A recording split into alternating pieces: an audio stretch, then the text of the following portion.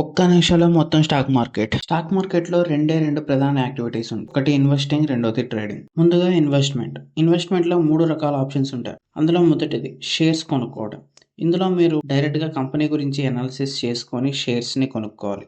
Company పెరిగే కొద్దీ మీ డబ్బులు కూడా పెరుగుతాయి. రెండవది మ్యూచువల్ ఫండ్స్.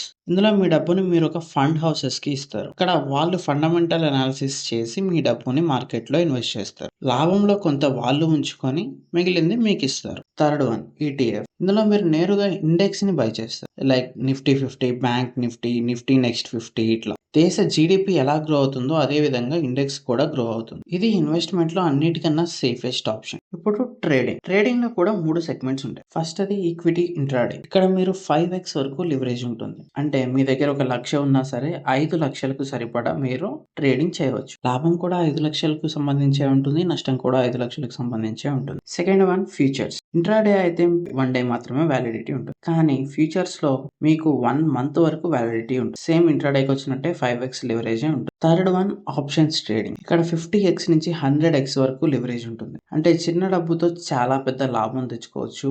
అదే స్థాయిలో పెద్ద పెద్ద నష్టాలు కూడా తెచ్చుకోవచ్చు. ఈ వీడియో ఉపయోగపడితే తప్పకుండా మీ ఫ్రెండ్స్ అండ్ ఫ్యామిలీకి షేర్ చేయండి.